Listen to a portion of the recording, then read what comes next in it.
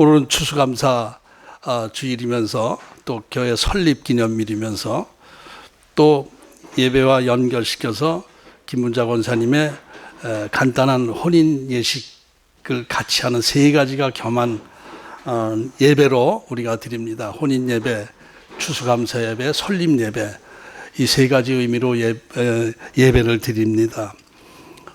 너무 이렇게 마음에 흥분이 되고 기대가 되고 이렇게 내 마음에 감동이 되고 이렇게 돼서 좀 특별한 마음으로 오늘은 이렇게 이 자리에 제가 이렇게 설교하게 된 것을 하나님 앞에 감사드립니다. 이 김준엽 시인의 내 인생의 가을이 오면이라는 시가 있습니다. 아주 그 내용이 너무 감동적이고 괜찮아서 이 내용을 뽑았습니다. 제가 읽어드리겠습니다. 내 인생의 가을이 오면 나는 나에게 물어볼 이야기들이 있습니다. 내 인생의 가을이 오면 나는 나에게 사람들을 사랑했느냐고 물을 것입니다. 그때 가벼운 마음으로 말할 수 있도록 나는 지금 많은 사람들을 사랑하겠습니다. 내 인생의 가을이 오면 나는 나에게 열심히 살았느냐고 물을 것입니다.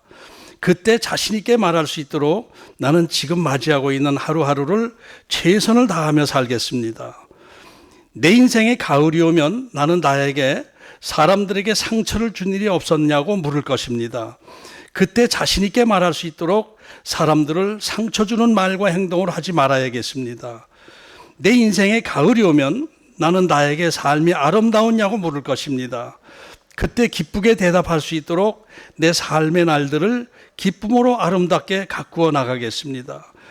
내 인생의 가을이 오면 나는 나에게 어떤 열매를 얼마만큼 맺었느냐고 물을 것입니다. 그때 자랑스럽게 말할 수 있도록 내 마음밭에 좋은 생각의 씨를 뿌려놓아 좋은 말과 행동의 열매를 부지런히 키워야 하겠습니다. 이런 시입니다. 이 시인은 젊었을 때 좋은 것들을 심어서 나이 들었을 때에 좋은 열매를 맺고 싶다는 마음을 가지고 아름다운 시로 표현을 한 것입니다. 이렇게 내용을 이렇게 보면은 이분이 기독교인인지 아닌지 잘 몰랐는데 이 끝부분 어떤 열매, 사랑 뭐 이런 최선을 다해서 산다 뭐 이런 내용이 성경적이라 아마 기독교 신앙인인가 아닌가 이렇게 생각이 됩니다. 줄여서 정리해서 얘기를 하면은 첫째로는 사랑하는 삶을 살겠다. 두 번째로는 최선을 다해서 열심히 살겠다. 세 번째, 다른 사람에게 상처 주는 말이나 행동을 하지 않겠다. 네 번째, 기쁨과 감사의 삶을 살겠다. 다섯 번째, 젊었을 때 좋은 것을 심고 나이 먹어서 좋은 열매를 거두는 삶을 살겠다. 이런 젊었을 때의 그 다짐을 나이 먹어서 이제 다 후회하지 않도록 살겠다라는 그런 고백적 시입니다. 이분은 자료를 찾아보니까 뇌성마비 장애인이래요. 뇌성마비 장애인이라 이 글을 자기 손으로 쓰질 못해가지고 입에다 펜을 물고 입으로 이렇게 글씨를 쓰고 이 컴퓨터도 이 젓가락 같은 걸로 이렇게 찍어가지고 젓가락 같은 걸로 찍어가지고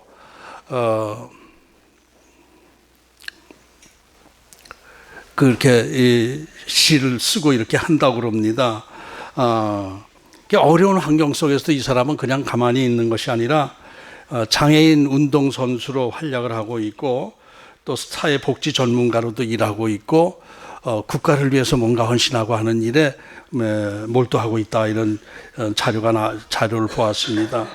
그러니까 이 시만 그 말로서 감동적인 시가 아니라 그 삶 자체가 이 시대로 살아가는 감동적인 삶을 살고 있는 시인이다. 어떤 면에서 무명 시인에 가까운데, 근데 이 뒤늦게 이 가을이 오면, 내 인생의 가을이 오면 시가 이렇게 막 퍼져나가면서 이 시가 김준엽 시인이라는 걸 잘 모르고 윤동주 시인, 윤동주의 시다 뭐 이런 얘기도 막 나오는데 자료가 쭉 보니까 김준엽 시다라는 것, 이런 것을 제가 자료를 보고 참 감동을 받았습니다.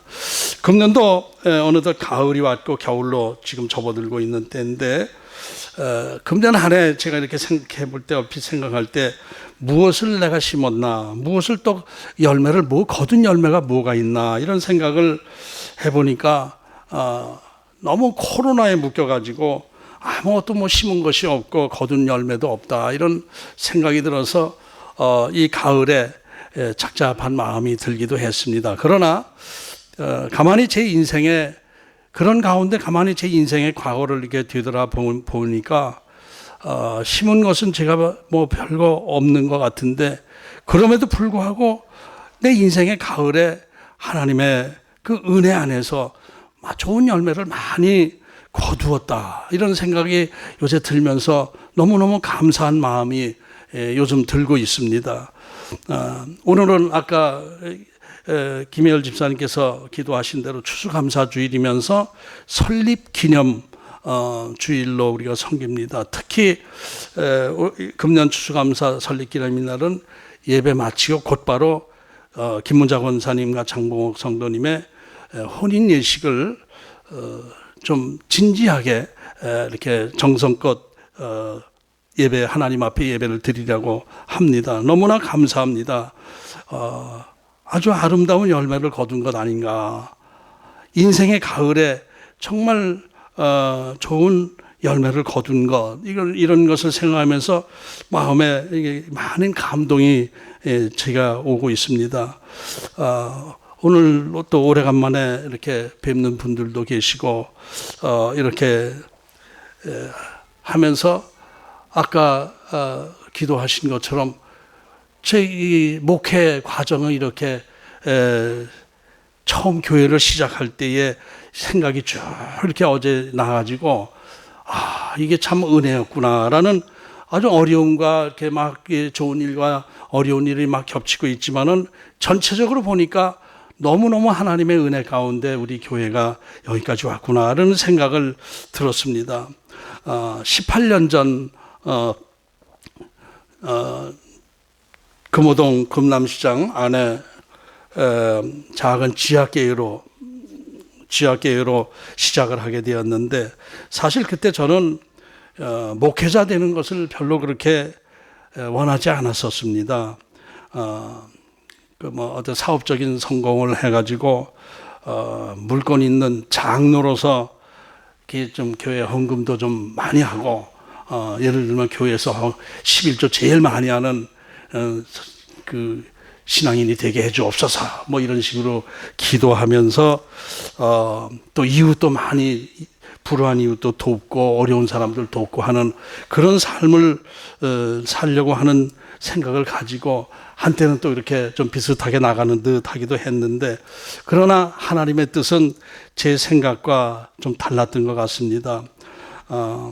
제 삶은 제 생각과 완전히 다른 방향으로 흘러가게 됩니다.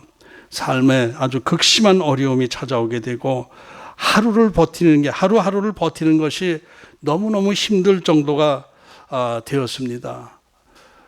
그리고 그 시간이 좀 어느 정도 또 길게 가지고 이렇게 되니까 제 주위에 기도하시는 분들이 꽤 많이 제 주위에 있었습니다. 근데 그 기도하시는 분들이 대부분 제가 주의 종의 사명을 받은 사람이기 때문에, 하나님의 사명을 감당해야 당신의 삶이 평안해지지, 다른 곳으로 뭔가 움직이다 보면은 점점 더 삶이 어려워질 것이다, 이런 예언적 얘기를 많이 귀가 따갑도록 들었습니다. 아주 가장 듣기 싫은 얘기가 바로 그거예요. 당신은 주의 종의 사명을 가진 자이기 때문에 그저 이 주의 일 감당하지 않으면은 당신은 어려움에서 벗어날 수 없다. 너무너무 듣기 싫었어요. 그러나 하도 자꾸 주위에서 그렇게 강요하고 이렇게 돼서 어거지로 사실 신학을 하게 되었습니다. 그러나 저 자신은 신학을 하면서도 신학교에서 맨 뒤에 앉아서 팔짱 끼고 있으면서, 그래, 너희들은 열심히 해서 목회를 해라. 나는 이 기회만 되면 돈 버는 길로 나갈 것이다, 이러면서 딴 생각하고 있었던 기억이 납니다. 경제적으로 회복할 수 있는 어떤 기회가 오기를 아주 신경을 쓰고 있었어요.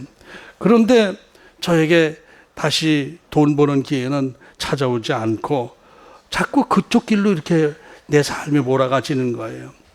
그 신학교는 나왔는데 안수를 받지 않고 그냥 이리저리 뭔가 기회를, 경제 회복의 기회를 찾으려고 그러고 있는 상황 속에 금호동에 교회 자리가 나오게 되었다고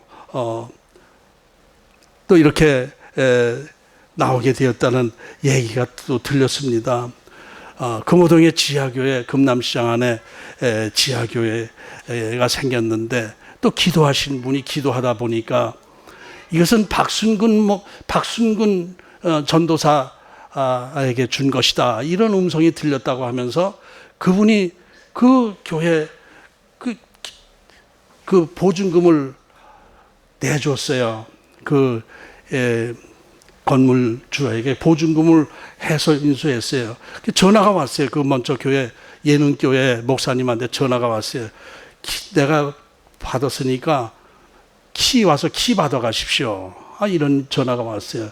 근데 저는 그게 아닌 것 같아가지고 기도해 보겠습니다 이러고 안 받고 있었는데, 안 받고 그냥 다른 길을 찾고 있었는데 또 이 신비스러운 일이 생겼어요.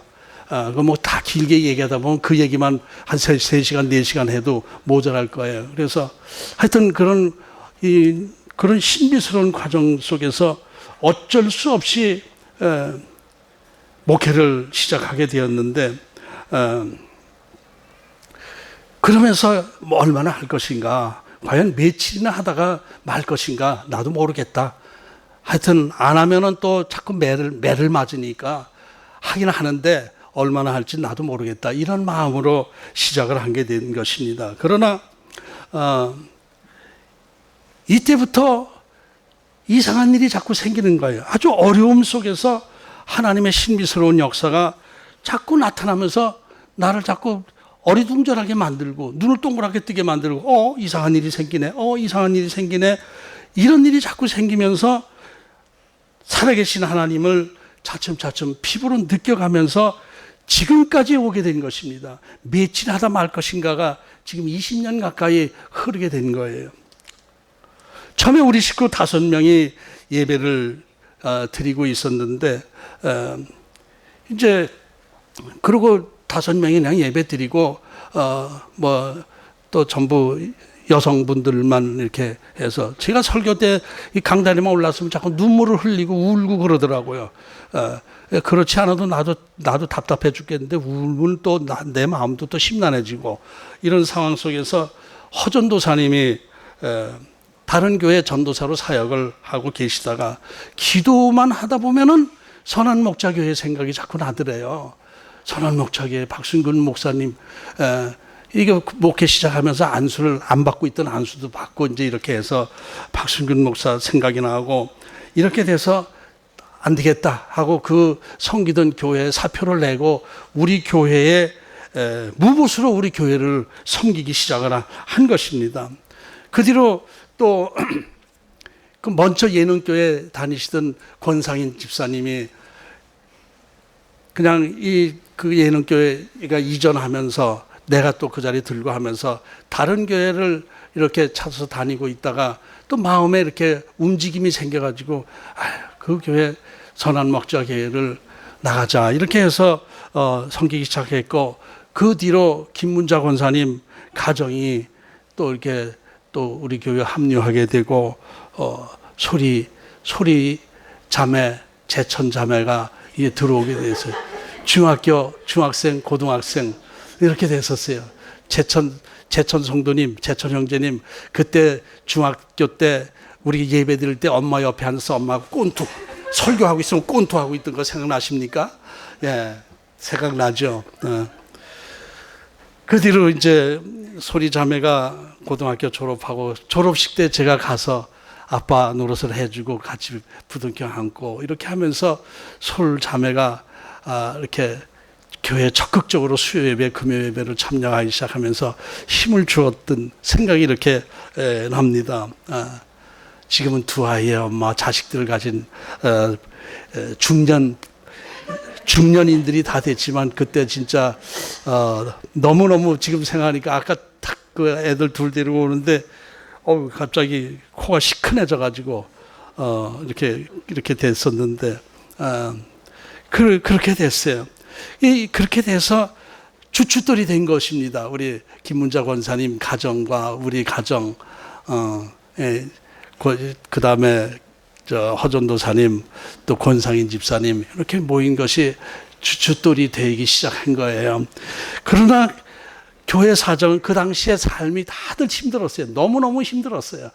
저 자신도 개인적인 가정적인 어려움이 경제적으로 어렵고 이런 상황에서 김문자 권사님도 굉장히 어려운 상황 속에서 교회를 나오고 교회 사정은 재정도 어렵고 모든 게 어려웠어요. 전기요금을 내지 못했어요. 한 달에 한 10여만 원 되는 것인데 전기요금을 2달 이상 밀리게 되니까 30만 원이 연체가 되니까 2달 이상 밀리게 되니까 한전에서 교회 입구 문 앞에다가 빨간 선 이렇게 된 거를 붙이고 갔더라고요. 읽어보니까 몇 월 며칠까지 납부하지 않으면은 단전 조치하겠습니다. 이런 게 붙은 거예요. 근데 30만 원이 밀려 있는데 그 당시 저에게 30만 원이라는 돈은 그건 어마어마한 금액이었거든요. 3천 원도 없을 때예요. 그럴 때 30만 원을 이제 전기요금을 밀려가지고 단전시킨다고 이렇게 되니까 저 자신이 이렇게 열정이 있던 것도 아니고 강한 뜨거운 마음이 있었던 것도 아니고 그저 어쩔 수 없이 하나님이 시켜서 하고 있다 이런 생각을 하고 있는데 그 지하도 깊었어요. 그 금남시장 안에 지하도 깊어가지고 뭐 전기 안 들어오면 깜깜해서 이 더듬을 정도로 깜깜한 정도였었어요. 그런 데서 전기가 끊어지면 어떻게 예배 드립니까? 촛불 켜고 예배 드리겠습니까? 그렇지 않아도 별로 의욕이 있지도 않은 상황에서 그래서 기도했습니다. 하나님, 이 전기요금 30만 원이 없어서 전기를 끊게 됩니다. 이 전기 단전되게 되면은 저는 하나님께서 목회 그만하라는 메시지로 알고 교회 목회 접겠습니다. 이렇게 걸었어요. 그 2, 3일 남았어요. 2, 3일 뒤에 끊으면 나는 딱 교회 문 닫을 생각을 하고 그러니까 어떤 면에서 홀가분하더라고. 아유, 이제 뭐 하나님이 하지 말라고 하셨으니까 안 하겠습니다.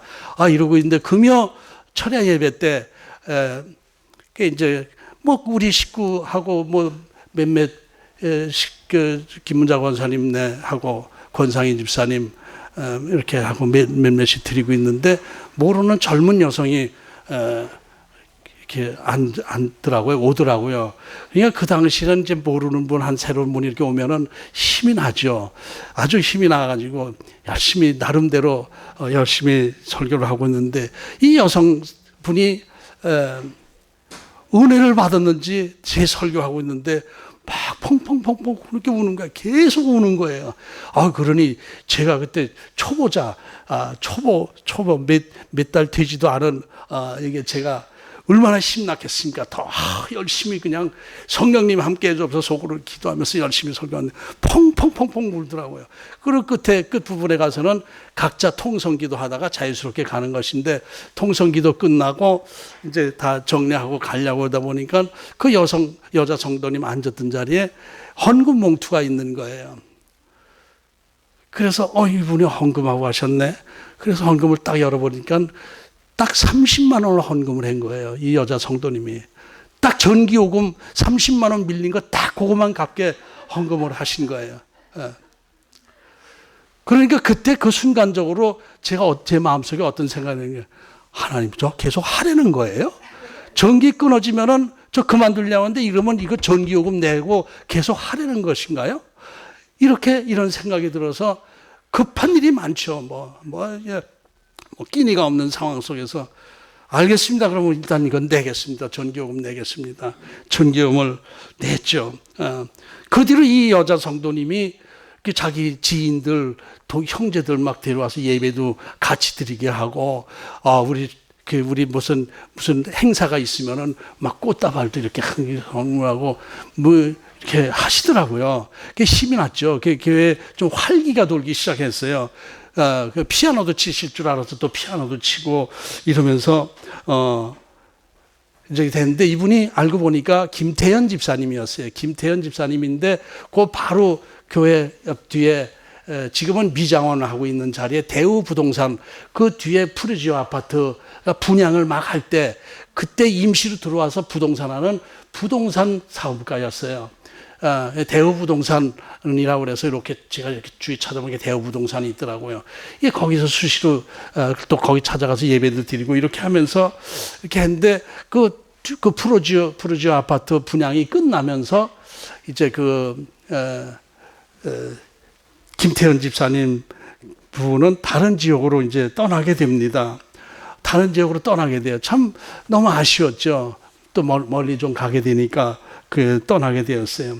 그리고 한 2년쯤 또 이렇게 힘들게 어렵게 2년쯤 지났을 때 교회 재정은 아주 바닥이 나버렸습니다. 그 당시에 보증금이 1,000만 원 누가 보내준 헌금 저한테 보내준 것이 아니라 그냥 먼저 목사님에게 이렇게 지불을 해서 이렇게 된 것인데 1,000만 원 되는 보증금이 다 까먹고 100만 원 채 안 남게 됐어요. 이제 한 달 조금 지나면은 그 보증금 다 까먹는 상황이 됐습니다. 월세 낼 힘이 전혀 없었으니까요. 그때 저는 또 하나님께 기도를 했습니다. 하나님, 이 보증금 다 까먹으면은 저 교회 문 닫겠습니다. 하지 말라는 표시로 알겠습니다. 이제 한두 달 지나면은 보증금 다 없어지는데 목회하면서 보증금 다 까먹고도 계속 있다면은 이건 하나님 망신 주는 거니까 더 할 수도 없지 않겠습니까? 이렇게 생각을 하고 이제 이 보증금 싹 없어지게 되면은 주인한테 연락해서 저 철수하겠습니다. 이렇게 하려고 마음의 준비를 하고 있는데 마음 한쪽으로는 또 홀가분한 마음이 들더라고요. 이제 아셨죠? 이제 보셨죠? 이제 저 끝납니다. 이렇게 기도를 하고 있는데 어느 날 어떤 여자분이 전화를 했어요. 혼자 교회 지하에 혼자서 쭉 있었는데 전화가 왔어요. 전화가 왔는데 말을 이렇게 더듬더듬 하더니 저 목사님이세요? 예. 그렇습니다. 2년 전에 하시던 그 목사님 맞으신가요? 예, 2년 전에도 제가 했습니다. 아, 그래요? 저 김태현 집사입니다. 기억나시나요? 아, 기억나죠. 김태현 집사님. 안녕하셨어요? 잘 계셨어요? 반갑습니다. 아, 그때 너무 고마웠습니다. 잘 지내고 계십니까? 했더니, 아니요. 거기서 부동산 끝나고 저쪽, 강남 쪽에서, 학원을 했었는데 학원 경영하다가 쫄딱 망했어요. 아주 싹 망했어요. 그래서 아이고 어떻게 해요? 이러면서 그랬더니 아니요, 그건 그렇고요. 목사님 아까 오래간만에 그 금호동 교회 앞을 지나가게 됐는데 간판이 선한 목자 간판이 그대로 있어서 기억이 새삼스러워서 전화를 드린 것입니다. 그리고 우리 신랑이 전화를 하라고 해서 제가 했습니다. 그래서 아이고 감사드립니다. 그러면서 그런데요 목사님, 우리 신랑이 교회에 헌금을 좀 하고 싶다고 하는데 통장 번호 좀 알려주세요. 그래. 아유, 전화 주신 것만 해도 고마운데 통장 번호는 무슨 통장 번호예요? 아니, 전화 주신 것만 해도 감사합니다. 축복합니다. 아니요, 우리 신랑이 뭐처럼 그 마음 먹고 헌금을 하겠다고 하니까 통장 번호 알려주세요. 예, 알겠습니다. 통장 번호를 불러줬죠. 그러고는 너무 이 힘든 상황 속에서 지금 바로 붙이겠습니다. 그러더라고요. 그래서 바로 가기는 좀 하나님 앞에 좀 얌체 같은 생각이 들어서 30분을 이러고 버티고 앉아 있다가 은행에 가서 찍어보니까 500만 원이 헌금이 들어온 거예요. 500만 원이 들어온 거예요. 그 당시 500만 원이라는 건 지금 돈 가치하고 20년 전 돈 가치하고 지금하고 차이가 많고 크고 500만 원이라는 돈이 제가 이렇게 만져본 적이 한참 된 때거든요. 그게 들어와 있는 거예요. 눈물이 핑 도는 거예요. 하나님, 이건 또 무슨 역사입니까? 이게 무슨 역사입니까? 한 달 있으면은 보증금 다 까먹고 저 교회 문 닫으려고 하는데 이걸 또 보내주신 것은 무슨 뜻입니까? 계속 하라는 거예요. 눈물을 흘리면서 그렇게 기도를 했어요. 근데 이건 분명히 아무리 생각해도 그 김태현 집사님 몇 달 계셨어요. 몇 달 이 떴다방이라고 그러죠. 그 부동산 그 분양할 때 거기다 임시로 이렇게 해놓고 그 분양 처리하고 교회 그 아파트 분양 끝나면은 떠나는 거기 몇 달 계시다가 또 한 2년 소식도 없던 분인데 이걸 보내주신 게 이게 무슨 뜻입니까? 이게 있을 수 있는 일입니까? 이게 50만 원도 아니고 500만 원을 보냈으니 이건 하라는 뜻으로 알겠습니다. 뭐 급한 돈이 너무 많고 이렇게 했었는데 우선 아주 급한 것만 처리하고 300만 원을 남겨서 월세 입금을 시켰어요. 이런 일이 생길 때 제 마음속에 믿음의 변화가 생기기 시작하더라고요. 소명의식에 분명히 이게 하나님이 이게 보내신 것이고 내가 하는 게 아니로구나 하는 생각이 든 거예요. 하나님은 분명히 우리 교회에 함께하고 계시는구나.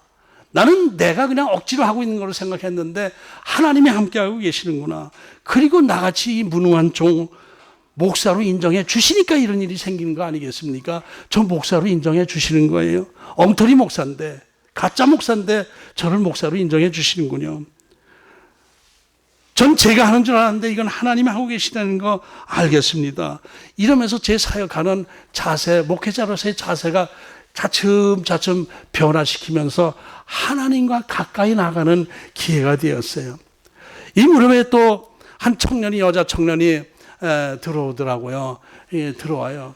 그 근처에 새벽 기도를 좀 하려고 이게 되게 새벽 기도하는 교회가 작은 교회가 별로 없는데 우리 교회는 새벽 기도를 해가지고 2단 아닌가 3단 아닌가 이렇게 고민하다가 나와봤습니다. 그런데 목사님 말씀이 좋으시네요. 그러면서 그 여자 청년이 열심히 나오기 시작해요. 누구게요? 박순애 집사입니다. 당시 박순애 청년이 나오는데 음악을 하는 청년이라 교회 찬양도 많고 피아노도 하고 이 찬양 독창도 하고 이렇게 했어요. 그런데 이 청년이 또 이상한 행동을 하더라고요. 건축원금을 10,000원씩 매주 건축원금을 10,000원씩 하는 거예요. 건축원금. 지금 여기 월세 내기도 바쁜 상황에서 건축원금을 해서 어떡하라는 거야. 그리고 이렇게 생각했는데 그 매주 하는데 이것이 무슨 하나님의 메시지가 있나 보다. 지하교회에서 이제 지하에 오래 있다 보니까 공이 나쁜데 오래 되면 자꾸 기침을 하기 시작하고 이렇게 돼서 이제 성도님들이 목사님 지상으로 좀 올라가야 되겠어요. 목사님이 자꾸 기침을 하시는 게 이게 지하에서만 계셔서 그래요. 뭐 이런 얘기들은 했지만은 그렇다고 옮길 무슨 뭐는 그런 게 없어요. 월세도 뭐 밀려 있고 다 이런 상황에서 이렇게 되는데 이것이 하나님의 메시지 아닌가 해서 그 건축원금 들어오는 것을 통장 하나를 따로 만들어서 찾지 않는 헌금으로 해서 그냥 넣기만 한 거예요. 적금식으로 계속 넣었어요. 교인들에게 광고를 해서 건축원금을 여러분들이 마음에 감동돼서 하시면은 이건 쓰지 않고 아무리 급해도 안 쓰고 그냥 모아놓겠습니다. 이렇게 해서 조금씩 들어오게 되는데 이게 1년 지나니까 70만 원이 들어왔더라고요. 2년 지나니까 140이 모여 있더라고요. 이거 갖고 언제 해요? 이제 이게 그거 갖고. 그래서 나 은퇴할 때까지 돼도 안 되겠구나. 그랬는데 기적이 또 나타나더라고요. 예. 어떤 분이 또 이렇게 들어와 가지고 큰 헌금을 하는 몇백 헌금을 하면서 하십시다. 그러면서 막 이분이 이렇게 되는 거예요. 저는 뭐 헌금 얘기 같은 걸 전혀 할 수 있는 스타일이 못 되잖아요. 헌금 얘기는 뭐 하지도 못해요. 저는 하지도 않고. 목사님이 광고하세요. 열정적으로 하세요. 이렇게 그러는데 전 그런 얘기 못 합니다. 그런데 그분이 막 이렇게 앞장서서 이렇게 해주면서 2천만 원이 외부에서 제 집안이라 자랑 같아서 누구라고 얘기를 안 하겠습니다만은 2천만 원을 밖에서 헌금을 해주시고 400만 원, 500만 원. 그때 김문자 권사님도 아마 그 집 보증금에서 좀 깎고 뭐 이렇게 해가지고 몇백을 또 이렇게 했어요. 적금을 깨뜨렸다. 뭐 하여튼 몇백을 하시고 이렇게 돼서 3년 만에 저쪽 한신 아파트로 옮기게 되었어요. 훨씬 깨끗하고 뒤에 쪽에서는 1층이고 길에서 보면 2층이고 너무너무 좋았죠. 그죠? 예. 그렇게 그쪽에 들어가서 이제 공사를 하고 이렇게 돼서 시작을 거기 갔는데 너무 위치가 좋아요. 언덕 중간이라 그 중간 라인에 있는 분들이 새벽 기도를 오르내리기 힘드니까 오시기 시작하는데 그 중에 어떤 한 분이 오시더니 너무너무 좋아하는 거예요. 제가요, 이 자리에, 요 건물 요 자리에 교회가 들어오도록 계속 기도했습니다. 그 기도 응답해 주신 것을 감사드립니다. 그러는 어떤 좀 연세 잡순 분이 계셨어요. 박수 치신 분이 누구신가요? 권사님이 그러시더라고요. 이 건물에 교회가 들어오도록 계속 기도했더니 정말 기도 응답해 주셔서 감사합니다. 새벽 기도를 나오시고. 그러면서 그 위치가 그렇게 이렇게 모여드는 위치라 거기서 이제 그 아파트에서도 새벽 기도, 수요 예배, 그 본교회 주일날은 본교회 나가더라도 수요 예배, 금요 예배, 새벽 기도를 드리는 성도들이 10여 명이 몰려들기 시작하고 활성화되고 은혜를 저 자신도 힘을 얻게 되었어요. 이건 하나님의 역사하심이다. 이런 생각이 들었어요.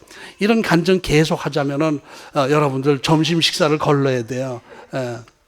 혼인 예배도 다음으로 넘겨야 돼요. 그래서 여기서 이 초창기에 그 어려움 속에서 하나님이 함께 하시는, 피부로 느끼는 함께 하시는 것을 제가 이렇게 생각이 나서 지금 그 간증 비슷하게 했습니다. 그 뒤로 그쪽으로 가면서 김희열 집사님이 또 오셨어요. 아주 신실한 분이 오셔서 열심히 이제 교회를 섬기기 시작했고, 그 다음에 신두수 권사님이 딸네 집에 왔다가 우리 교회 제 설교 듣고 하나님이 이 목사님을 섬기라고 주신 마음이 든다고 하면서 우리 교회를 섬기기 시작했고, 또 중국에서 그 삼성그룹에 다니시던 분이 이제 은퇴하고 이제 중간에 이제 그만두게 돼서 한국으로 와서 그 금호동 지역에 작은 교회를 섬기려고 몇 군데 다니다 우리 교회에 와가지고 또 등록을 하시게 되었어요. 민경은 집사님은 지금 작년에 우리 교회에서 우리 교회에서 목사 안수하는 게 아니라 목사 안수 받으시고 우리 교회에서 설교하시고 지금 미국 캘리포니아에 가서 목회하고 계십니다. 얼마 전에 또 통화했어요. 수경이 결혼한다는 얘기 들었더니 너무너무 감사하면서 결혼식 사진 좀 꼭 좀 보내주세요. 내년에 나오겠습니다. 한번 나왔다 들어갈 것입니다. 이렇게 하고 민경한 목사님, 당시에 집사님 오셨고, 그러면서 막 힘이 생겨가지고 말씀 사역에, 말씀에 아주 강렬해서 말씀에 열심히 아주 강하게 말씀 훈련도 하게 되고, 한때는 우리 강원도 평창 지역에 가서 신학교 교수님을 강사로 모시고 여름 수련회를 2박 3일을 하는데, 이건 수련회가 아니고 놀러 간 게 아니라 완전히 세미나 식으로 새벽 예배, 오전 예배, 오후 예배, 저녁 예배, 철야 예배 계속 이렇게 2박 3일을 30대여섯 됐나요? 그때 허전도사님 가까운 분들도 같이 오시고 40명 가까이 또 이렇게 수련회도 열심히 하고, 그걸 이제 여름에 수련회 가가지고 세미나식으로 그렇게 하는데도 너무너무 뜨겁고 이렇게 했던 기억이 납니다. 이런 과정 중에 또 아까 김혜열 집사님께서 기도하실 때 교회 어려움도 있었고 또 새로운 좋은 일도 생겼고 막 겹치고 곡절 끝에 가락동으로 오게 되었어요. 그런데 이 가락동으로 오게 된 것도요, 이것도 그거 다 얘기할 수는 없지만 신비스러운 하나님의 역사하심이 있었어요. 그냥 제가 한 것이 아니에요. 이쪽으로 오게 된 거예요. 이쪽으로 오기는 하나님의 뜻이 있었던 거예요. 그런데 하나님의 뜻이께서 이쪽으로 보내주셨으니 뭐 좋은 열매가 맺어지겠지. 그런데 뭐 그렇게 눈에 띄는 열매는 없지만은 그러나 이제 은혜스럽게 예배 드리고 있는데 코로나가 시작이 됐죠. 2년 가까이 지금 코로나가 진행되면서 예배도 마음 놓고 드리지 못하고 찬양도 마음껏 드리지 못하는 상황 속에서 이 가을을 맞이했습니다. 제 인생의 가을이 됐는데 뭐 그렇게 큰 열매도 없고 내 열매는 그냥 이런 정도인가요? 하나님 이런 정도로 그냥 저를 사용하시려고 이렇게 저에게 어려움을 겪게 하셨나요? 이렇게 기도를 하고 있는데 어느 날 기도하고 있는 가운데 제가 조금 약간 그 너무 어려운 것만 이렇게 생각하면서 기도를 하고 있는데 기도하는 중에 새벽 기도하고 이제 하나님의 음성이 들리더라고요. 너는 자꾸 숫자 늘어나는 것만 신경 쓰고 있는데 나는 한 영혼을 귀하게 여긴다. 한 영혼을 귀한 여긴다. 예, 그렇죠. 한 영혼도 귀하죠. 이러고 있는데 그 중에서 특히 네 영혼을 난 가장 귀하게 여긴다. 너 하나 온전한 인격적인 목사로 만들기 위해서 나는 이 선한 목자교회를 지금까지 이끌어오게 한 거야. 네가 완전히 정말 진짜 목사로 되는 게 내 소원이야. 너는 자꾸 사람들 많이 모여들기를 기도하지만은 너 자신이 진짜 변화돼야 돼. 이런 음성이 마음속에 들리던 거예요. 그래서 마음속에 회개했습니다. 알겠습니다. 제가 좀 더 낮아지겠습니다. 제가 변화되겠습니다. 그러면서 그래도 많이 변화됐죠, 저요. 많이 변화됐죠. 이렇게 또 하나님 앞에 또 잘난 척을 했더니 꼴밤을 한 대 때리더라고요. 그래서 그러면서 이제 이 금년에 이렇게 지나면서 가을을 하면서 묵상을 많이 하다 보니까 나는 열매가 별로 부족하다고 생각했는데 많은 열매가 있었어요. 지금 생각한 게 많은 열매가 있어요. 특히 무엇보다도 그 초창기에 그 어려움 속에서 같이 있던 그 성도님들이 여러 가지 어쩔 수 없는 상황 속에서 지금은 멀리 떨어져 있지만은 그러나 아직도 그 사랑의 관계성은 계속 맺고 있지 않습니까? 신두수 권사님도 자식들 때문에 부안으로 처음에 여기 금호동에 계시다가 부안으로 가셨는데 저는 끝까지 죽을 때까지 목사님 교회를 섬기겠습니다. 이래가지고 부안에서 토요일 날 되면 전라도 부안에서 와서 예배 드리고 예배 끝나면 또 자식들 손주들 봐주러 또 내려가시고 이렇게 6개월 이상을 그렇게 하셨어요. 근데 제가 너무 미안해서 송구스러워가지고 그 가까운 교회에 정해가지고 좀 이렇게 섬기세요. 제가 너무 송구스럽습니다. 아니요, 그래도 나올게요. 그런데 아니에요. 제가 너무 나오시는 건 좋지만 너무 이기적인 것 같으니까 그 가까운 교회 자식들 교회는 좀 마음에 안 들어요. 다른 데 정하시더라도 그 가까운 데 나가십시오. 이렇게 되고 또 그 신두수 권사님 또 혼자 계시는 신두수 권사님을 고 권사님이 또 이렇게 또 신랑 짝을 맺어 주어 가지고 이덕주 성도님과 연결이 돼서 우리 문막에서 여름 수련회 할 때 문막에서 수련회 끝나고 혼인 예배를 은혜스럽게 드렸어요. 그때 막 눈물 바다가 된 거 여러분 기억나시죠? 꽃송이 이렇게 전해주면서 두 분을 이렇게 혼인 예배를 드리게 이렇게 되고 그 관계성을 계속 맺고 있는 거예요. 고건사님도 지금 어쩔 수 없이 천안으로 얼마 전에 이주하셨는데 그 천안에서 새벽에 일어나셔서 준비해가지고 전철 타고 지금 오고 계세요. 허리도 안 좋으시면서 이런 것들이 너무너무 이게 은혜 아니겠습니까? 이게 너무너무 귀한 은혜예요. 너무너무 감사하고 그래요. 그래서 지금 고 권사님은 우리 교회 정말 어르신으로서 너무너무 지금 잘 해주고 계시고 이런 것들이 감사한데 이렇게 쭉 정리해 보니까 하나님 은혜죠. 이게 그죠? 제가 능력이 있어서 그런 거예요? 아니에요. 하나님 은혜예요. 모든 것이 하나님 은혜예요. 너무너무 열매가 귀한 열매예요. 그랬더니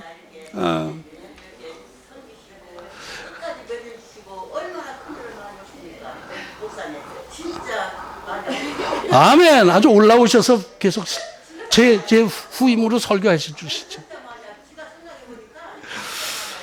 너무너무 감사하죠. 그죠? 너무너무 감사해요. 아멘. 감사해요. 아멘. 감사해요.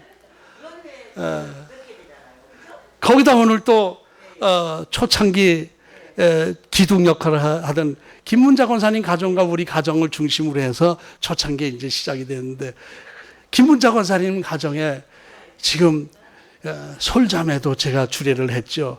김재천 성도님 형제도 제가 주례를 했죠. 김열 한수 집사님도 제가 주례를 했죠. 고권사님 환송예배도 제가 드렸죠. 고영래 권사님 환송예배도 제가 드렸죠. 이 가정의 경조사를 제가 다 맡아서 했는데, 이것으로 끝났구나 했는데, 웬걸 그것으로 끝난 게 아니야, 하나 더 남았어 하시면서 오늘 김문자 권사님 혼인예배까지 네가 드려. 이것이 얼마나 귀한 열매입니까? 얼마나 은혜스러운 열매입니까? 하나님 감사해요. 하나님 감사해요. 그래서 돌아온 제 과거의 목회 과정을 돌아보면은 제가 부족한 점이 한두 가지였습니까? 한두 가지였습니다. 솔자매, 제가 질문하겠습니다.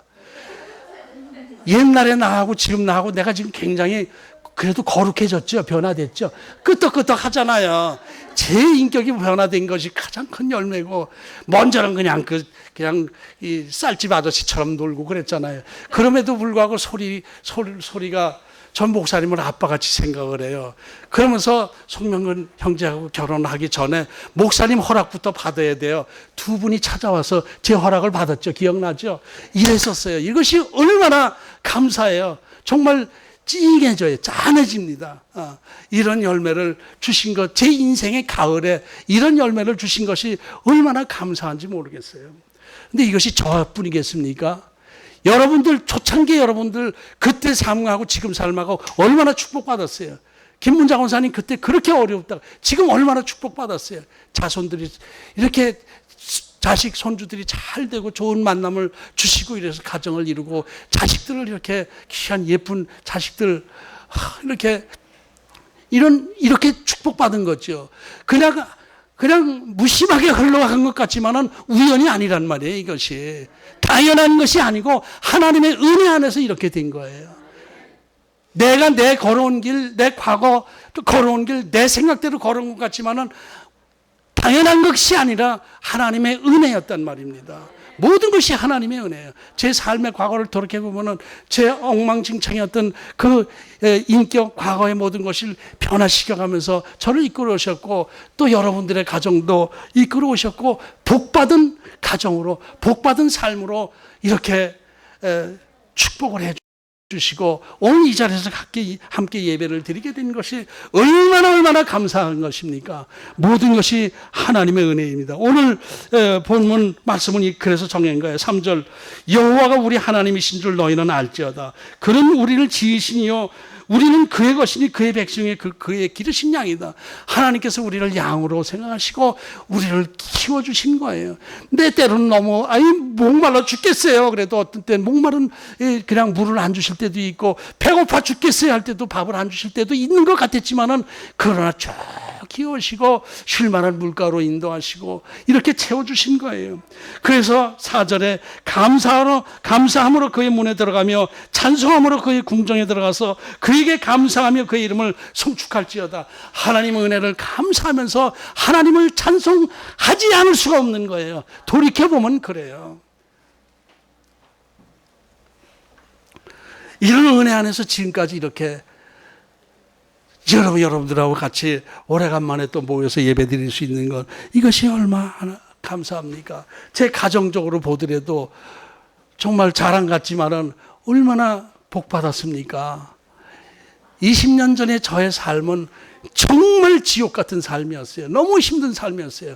그리고 목회하라고 하신데도 억지로 투덜거리면서 억지로 이렇게 했었어요. 그런데 저를 변화시키면서 그때 때를 따라 도우시면서 기적을 보여주시면서 여기까지 이끌어 주시고 저를 이렇게 만들어 주신 것 은혜 감사하고, 자식들의 복을 주시고 이렇게 된 것 너무너무 감사하고, 하나님의 손길, 은혜의 손길을 너무 감사하게 느낍니다. 여러분들 다 공감하시죠? 저뿐만 아니라 여러분들의 삶도 하나님의 도우심 안에서 이렇게 된 거 인정하시죠? 감사하시죠? 그래서 하나님 앞에 감사하자는 거예요. 하나님은 좋으신 하나님이요, 우리를 사랑하신 하나님이요, 자녀 삼으신 하나님, 우리의 삶을 영적인 것뿐만 아니라 육신적인 삶까지도 복을 주셔서 여기까지 이끌어 주셨어요.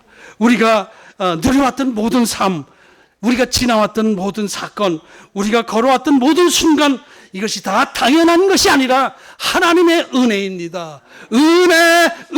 은혜인 것입니다. 네.